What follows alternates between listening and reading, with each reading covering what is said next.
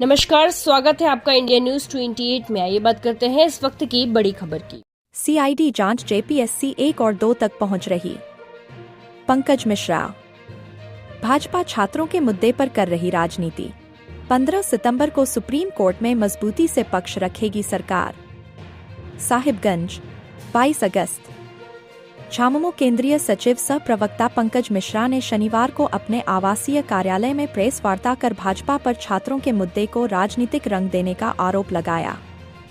उन्होंने कहा कि राज्य सरकार छात्रों के साथ खड़ी है और उनकी जायज मांगों को गंभीरता से लिया जा रहा है। पंकज मिश्रा ने कहा कि जेपीएससी परीक्षा में गड़बड़ी को लेकर सीआईडी जांच जारी है और अब इसकी जांच जेपीएससी 1 व 2 तक पहुंच रही है। उन्होंने कहा कि भाजपा सीबीआई जांच की मांग कर रही है, लेकिन पूर्व की जेपीएससी परीक्षाओं की सीबीआई जांच में कितनी गिरफ्तारियां और कार्रवाई हुई, इसका जवाब भाजपा को देना चाहिए। मौजूदा सीआईडी जांच में कई लोगों को जेल भेजा गया है।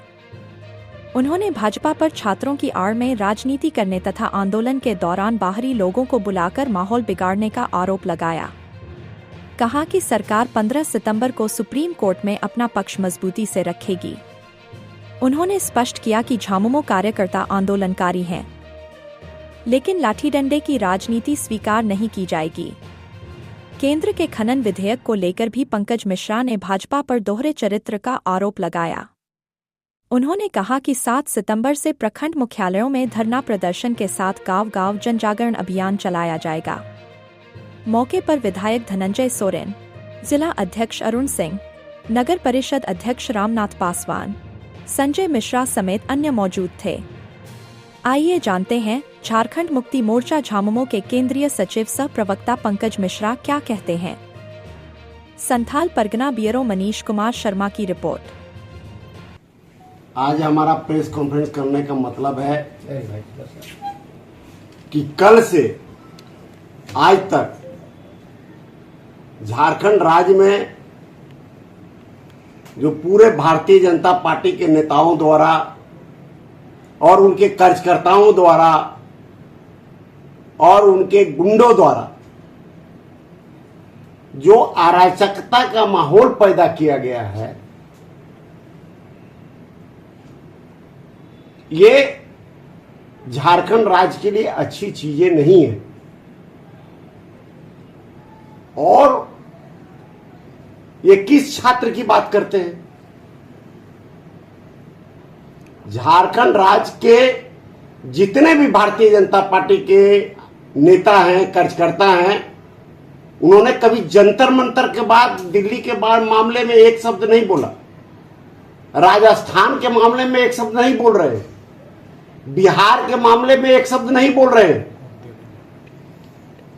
और यहां पर छात्रों की आड़ में अपना राजनीति कर रहे हैं। और कल तो यह स्पष्ट हो गई कि पूरा आंदोलन भारतीय जनता पार्टी के द्वारा सुनिश्चित तरीके से किया जा रहा है। छात्रों की जो मांग थी, झारखंड के यशस्वी मुख्यमंत्री श्री हेमंत सोरेन जी ने छात्रों की सभी मांगों को मान लिया, चाहे वो सीजीएल परीक्षा हो, जेपीएससी परीक्षा हो, तमाम परीक्षाओं को रद्द कर दिया गया और इसकी जांच सीआईडी कर रही है। अभी तक सीआईडी 20 से 22 लोगों को गिरफ्तार भी कर चुका है। माननीय उच्चतम न्यायालय झारखंड के द्वारा सरकार के लिए गए फैसले को अंतरिम रोक लगाया है, अंतरिम रोक। और उन्होंने सरकार को 15 सितंबर का समय दिया है कि आप कोर्ट में अपने साक्ष्यों के साथ उपस्थित हो। तो 15 सितंबर तक का इंतजार छात्रों को भी करना चाहिए और हमारे विपक्ष के साथियों को भी करना चाहिए।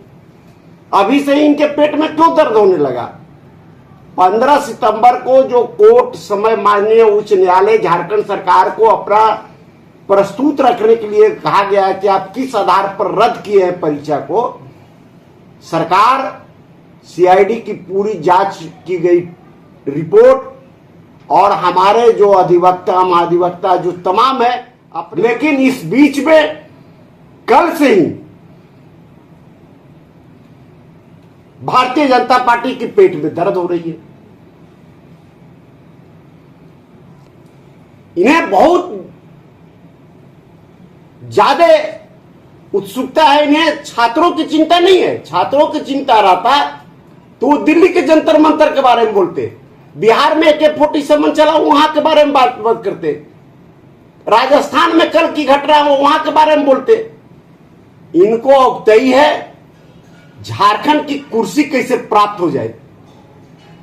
झारखंड की जनता ने अभी आपको 5 साल के लिए नकारा है और आने वाले 10-15 सालों तक उम्मीद नहीं है। अब यहां के कुछ नेताओं की तो इतनी बेचैनी बढ़ गई है कि आगे से दरवाजे से, पीछे के दरवाजे से, बैकफुट से कैसे कुर्सी तक चले जाए।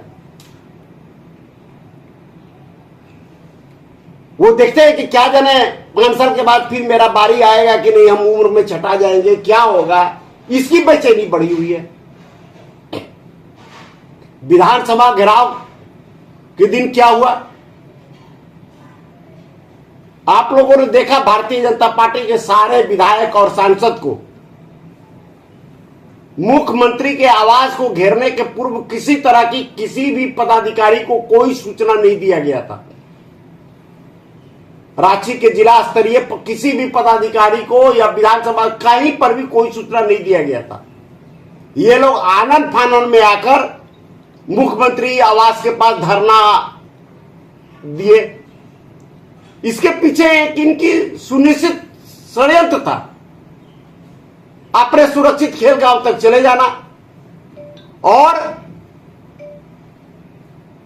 10 तारीख को घेराव के दिन 10 अगस्त को इन्होंने भाड़े पर अपने कार्यकर्ता गुंडे मंगवाए थे, जो पश्चिम बंगाल से हो, मध्य प्रदेश से हो, छत्तीसगढ़ से हो, बिहार से हो, उड़ीसा से हो, भर भर कर बस में लाए थे। इनका मेन काम था उपद्रव करना, लेकिन इनकी मंशा वहां भी फेल हो गई। और जब हमारे मुख्यमंत्री, हम लोग छात्रों के साथ हैं और आज भी है, छात्रों की सारी मांग जायज है, छात्रों की सारी मांग मान लिया गया। न्यायालय के द्वारा अंतरिम रोक लगाई गई है। 15 तारीख को इसका विधिवत उच्च स्तरीय सुनवाई होगी। जो हाईकोर्ट ने, आप लोग को भी मालूम होगा कि हाईकोर्ट